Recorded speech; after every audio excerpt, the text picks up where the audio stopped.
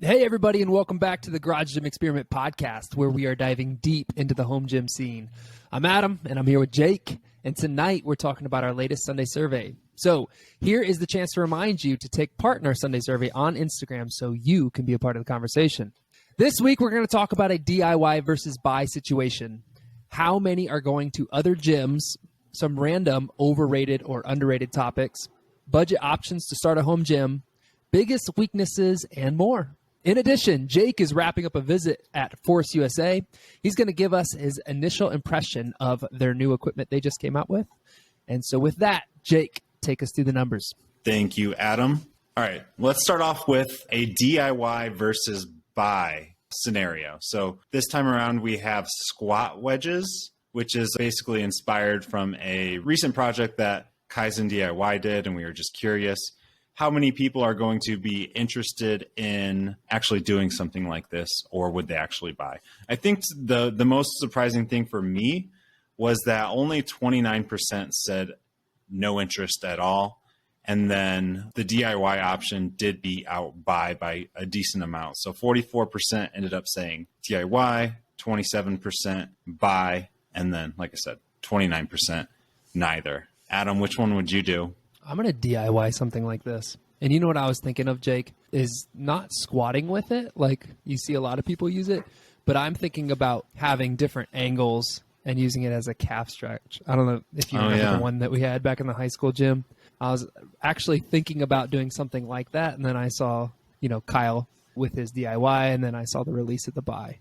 What about you, Jake? Yeah, I'm not a DIY guy, so I would buy, but considering they're probably overpriced for what they are, I think the Prime one is well over $100 just for, calf blocks. And the Rogue one after shipping is going to be over $100. That is a tough price to swallow for just a couple of little blocks like that.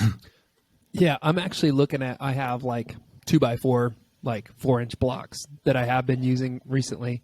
And to actually take the time to make a nice slant board, it would probably take me a little more time. I'll probably just stick with my 2x4 blocks for now.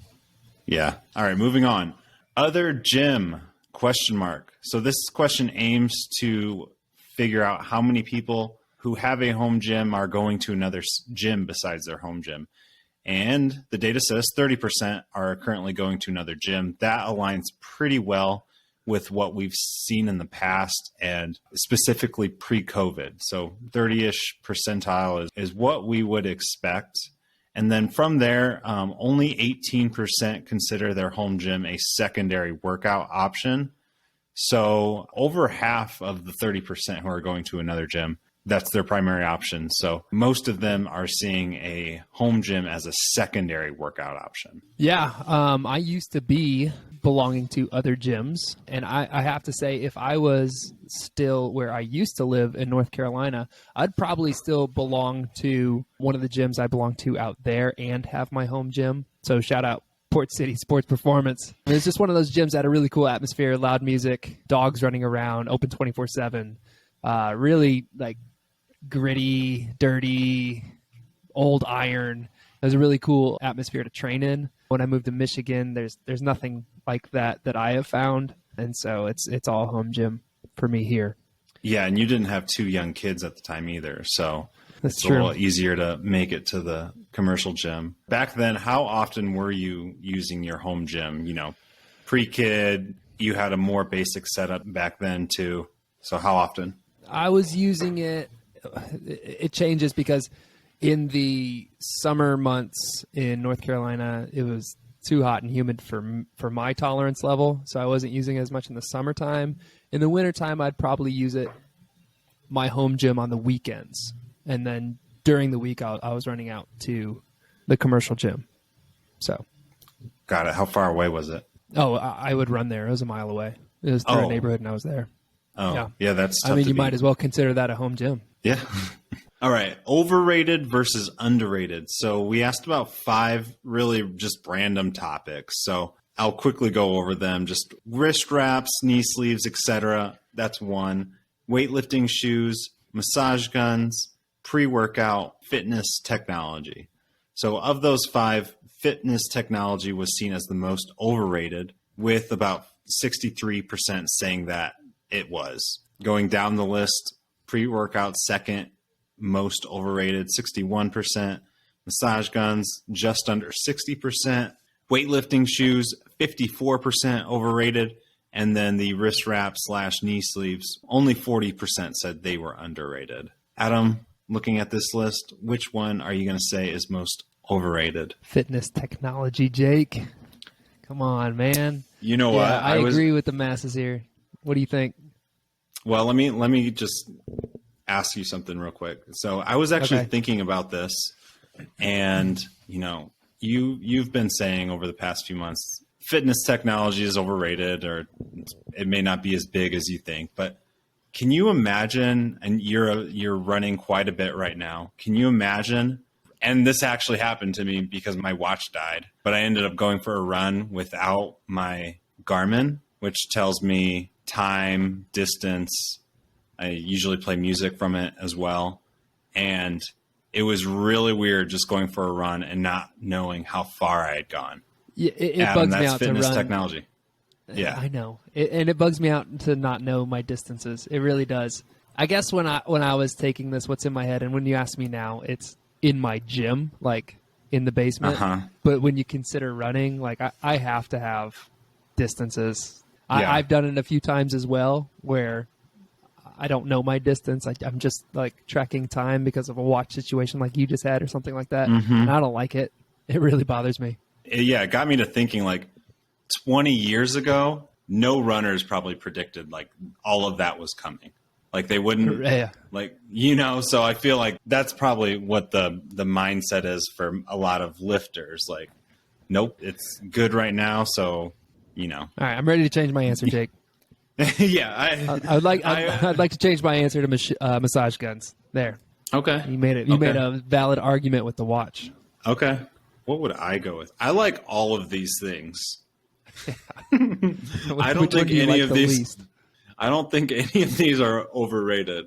The least, probably weightlifting shoes, because I am in the home gym. I can go barefoot if I really want to, or that's what I would go with. Yeah. I don't do a lot of Olympic lifts anymore. I'm trying to work them back in actually, but I will still squat with Olympic shoes, like my weightlifting shoes, always. And so squatting with a flat foot shoe feels really awkward for me. Yeah, for sure. Once you go weightlifting shoes, it's really hard to squat in like running shoes. Yeah. So yeah, I think that's it for this. Budget home gym options when starting. So the question was, you can only buy one to start a home gym. What are you buying? So these are all options that are around a couple $100 or less. The possible answers are barbell and no plates, one pair of dumbbells, rings and a pull-up bar, and then 2 kettlebells. So the relatively easy winner was a pair of dumbbells with 34%, kettlebells 28%, rings and a pull-up bar 21%, and then barbell without plates was in last with 16%. We did ask this question about 1 year ago, but it was slightly different. So the rings and pull-up bar option here was just a pull-up bar, and that went up from about 14% to 21%. So that was really the only difference we saw, but it did move barbell into last. Adam, let me guess what you would go with. I think you would go with a rings and a pull-up bar. I would. The old Adam would be shocked to hear the new Adam say something like that. But yeah, I'd go rings and a pull-up bar. There are so many variations and movements you can get done with rings. Pull-ups have turned into something that I'm really trying to focus on. You get a great workout. Jake, are you the same, or are you going to say one pair of dumbbells? Which one were you? No, I am the same. This should have had way more people voting for it. I agree. Very disappointed in no, I'm not. But the rings and a pull-up bar, you can get an amazing workout in with just that stuff. What's good about rings and a pull-up bar is they typically pair well with body weight exercises.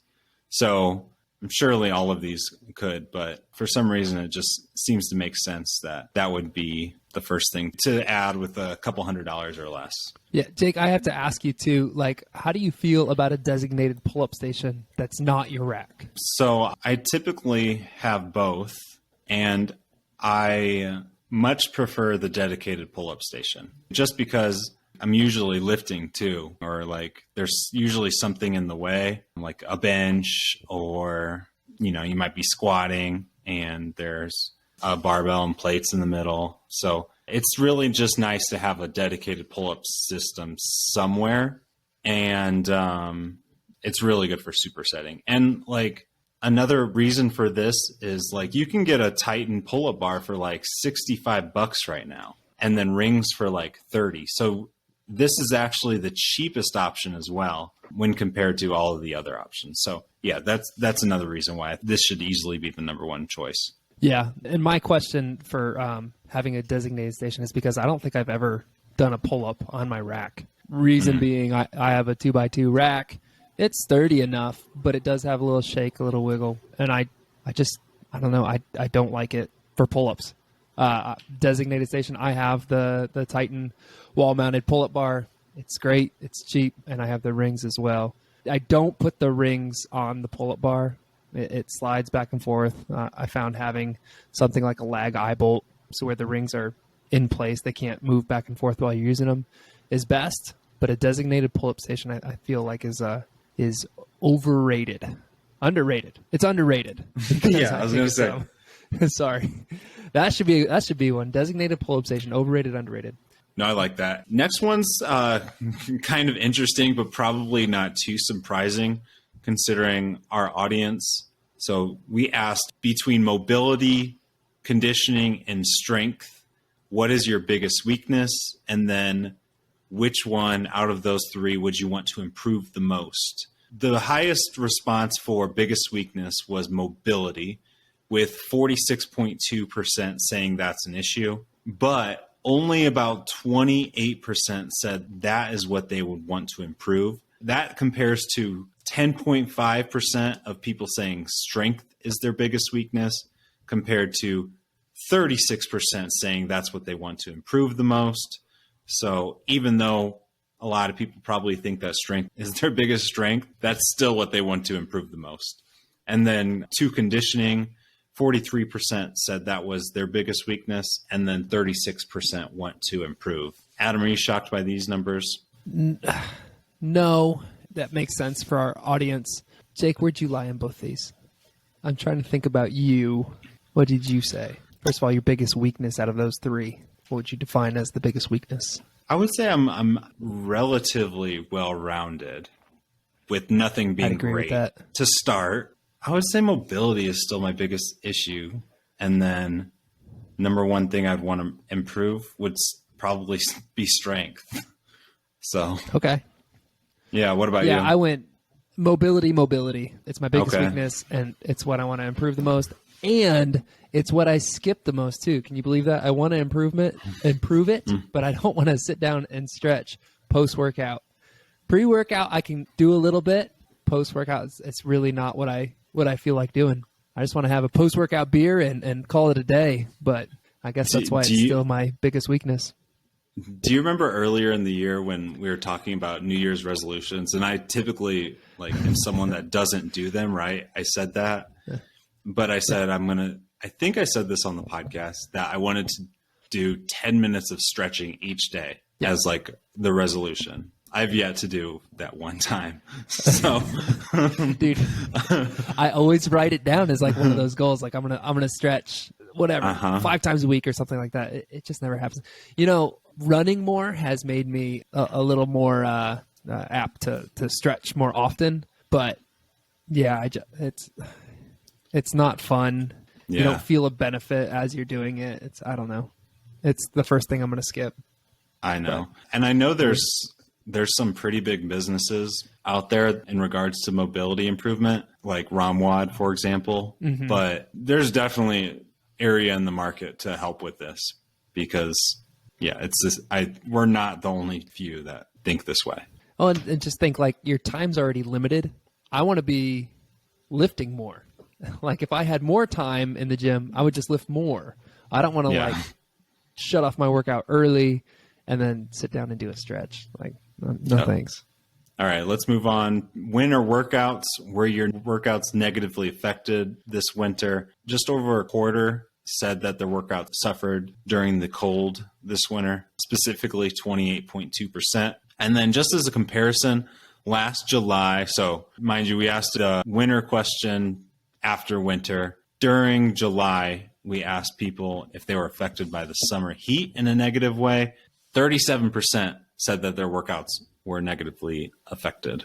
Mm-hmm. Honestly, the 28.2% was a little lower than I would have expected. Yeah. I'm curious about the basement gym people answering this question. 'Cause I'm thinking about it now, and like in the gym, like I'm like the workouts were the same, but you know, I was training for that ultra marathon that I just completed recently. And so the outdoor runs, like in the middle of like, you know, blizzard type weather, definitely affected my training. All my running was outside in the weather.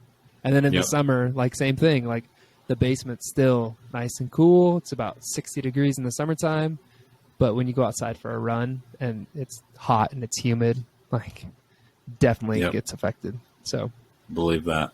All right. And then lastly, PRX released a wall-mounted dumbbell rack, and the overall interest was not very high. So 7% voted high interest, about 17 medium, 69% voted low, and then 8% voted neutral. Adam, where were you at on this? I was medium. It looks like it's very space saving. And then I don't know if you saw the video of them testing it. They throw like 700 pounds of dry cement up there, 400 pounds or something like that before it finally fell off the wall. That was a pretty cool video. Well, I did post the video, so I did see it. Oh, that was you. Sorry. No, I'm kidding. I knew I saw it somewhere. No, my interest was medium. I thought it was a really cool idea. Space is a huge issue in home gyms. I would actually vote high. I like it a lot. And I actually think I'm going to add it. So, sweet. Are you going to store dumbbells on it? What are you doing? Yeah, dumbbells. Okay. When are you getting the full set, Jake? I don't know. I don't think I'll ever just go out and buy a full set. Yeah, but that price that Rep had for their fully knurled is not too shabby. No, there's a lot of dumbbell sales right now. The problem is space for me. I still don't have too much space, just considering everything. And the fact that I already have the Newell bells those are pretty much good enough for me. Yeah. I would like to have a full set. I will one day, I'm sure, but I've been wanting to do some projects with what types of dumbbells are best. So that's kind of where my head's at with that. Sweet. All right. That's going to do it for the surveys. Cool. All right. Well, Jake's out in Salt Lake City right now at Force USA, and it timed up nicely with our largest giveaway we've ever done. Jake, you're covering some of that new equipment. Can you tell us about it? This is my third time out to Force USA to check out their products. They have these all-in-ones that it would just, if I wanted to actually cover them within my home gym, it would be nearly impossible. So usually come out every year or so for a couple of days and test out what they have. It usually times up with new releases. So what I've been checking out are the G10 and G15. So those are pretty much upgrades to the plate-loaded G9 and then the selectorized G12. And then also they have their Pro series is what they're calling them. The X15 and then the X20. Those are going to be more popular with our audience, no doubt. And they are awesome. So the X15 is a functional trainer / half rack, and it includes a number of different attachments, kind of like Force USA is known for with their all-in-one. So I think you'll have to do an upgrade package for everything that I'm going to mention here. But it comes with jammer arms, landmine, the functional trainer attachments. So like single hand attachments, tricep push down bar, lat pull down bar, those sorts of things. So it's pretty much the all-in-one on a half rack without the Smith machine. And the X20 is taking it one level more with a full power rack. So same kind of vibe, full rack, and then functional trainer all in one. And Adam, we haven't talked about this, so would be curious to hear what kind of questions you would have. I know you have a pretty good understanding of what Forest USA offers and that they are releasing these products. So I'd be curious to hear what are your questions or thoughts? Yeah, my first question would be the ratios on each side of the functional trainer. The ratios on each of the functional trainers are 2-to-1. Just for reference, the stack weight goes up to 289 pounds. So for me, it's kind of the ideal functional trainer ratio with a decent amount of weight. It does come with a lat pull down seat as well. I don't think I mentioned that, which is a really solid seat too. I think for the strongest people in the world, that's not going to be quite enough, but it's still going to be something that will work well with accessories. Like if you wanted to do sets of 10 and stuff like that. So yeah, 2-to-1. And then just since we're talking pulley ratio, what's cool about the new G10 and G15 that I talked about earlier is they have an interchangeable 2-to-1 and 4-to-1 ratio. So each side you have the ability to either use 4-to-1 or 2-to-1, which is something that's really handy if you're a personal trainer or you have multiple people using it, maybe with varying strengths. That's a nice feature as well. Yeah, and then those X series racks. What style are the uprights? Like, what are the measurements of their uprights? Yeah, so this is also new. With a lot of the old feedback about Forest USA racks was they are not compatible with other companies' attachments. But these are 3x3, 11 gauge steel, 1-inch holes, just like everyone else is producing. One thing is on the side, it is used for adjusting the cable from top to bottom. The side is not 1-inch holes, but anything like a J cup, or I brought the Massonomics drink spotter just to make sure that it was 1-inch. So yeah, J cups or anything that just uses that front. Like if you have a landmine, you can throw that on there. There's already a landmine, but that's an example. Dip attachments from another company, if you like that. Those all work. So that's something new with both the X15 and X20. Okay, and then it looked like they had some storage systems in the back. Does that come with their base model, or is that an add-on? That is also an add-on. So these racks are taken to a whole new level with the add-ons. And I would say that it's almost necessary to consider it, because just with the base product, it would be a nice rack and functional trainer, but not necessarily an all-in-one. But yeah, it does have storage that can be attached to the back of it and to both of them. One thing I really liked was there was plenty of room between the storage and the back posts that you would, put the barbell on. No issues with doing something like adjustable bench, which is something that, like, if you typically add storage to the back, or if you add a lat pull down attachment to the back of like your rep or other racks that offer something like that, adjustable bench is something that's just not really something you can do towards the back of the rack. So the jammer arms are awesome. They have a easier to grip handle. You can do even things like cleans, and pressing is easier with the way the handle is. They're about the same difficulty as putting on most jammer arms. So it's one of those things like, are you still going to use it because it takes some time to add on and off? Yeah, maybe. But what's nice about the like X20 with the full power rack inside is you don't have to ever really move anything to still have the ability to use a rack like a normal rack, which is something you can't really do with some of their other all-in-ones, where usually it takes a lot of finagling around to get what you want to get. If you were making the decision with price in mind, which X series do you think you would go with? Is it worth the upgrade, like the extra dollars going with the X20? I would absolutely go all in, get the X20 with the upgrade. It is very, very easy to use. It's very comfortable to lift within and then use as like a functional trainer on the outside. And I do think the X15 will probably be a higher seller because it takes up quite a bit less space. The X20 does take up a decent amount of space. I don't have the numbers off the top of my head, but I think it's probably a little larger than your typical 6-post power rack, but I would really have to double check on that. It is about the same size as the G20 with the lat pull down in the back. Okay. Yeah. Well, I remember using the G20. We talked about the 1-to-1 ratio on the outside being kind of rough. I mean, it's not rough, but it's a 1-to-1 ratio pulley. And with accessories, I personally like a 2-to-1. How did the 2-to-1 feel on the functional trainer? I wouldn't say it's smoother. It was a little smoother on the 2-to-1, but like with the G20 and like the 1-to-1 ratio, I was using like 30 pounds for flies, and it's like a stack of like 289 pounds. So it just kind of felt like weird. So I'm a fan of the 2-to-1 ratio for that. I know it's still something that like a lot of people are really confused by. And I sometimes have a hard time explaining why 2-to-1 is better than 4-to-1 or better than 1-to-1. But yeah, it's definitely something. I'm glad they made the decision to go 2-to-1 as opposed to 1-on-1 with the G20.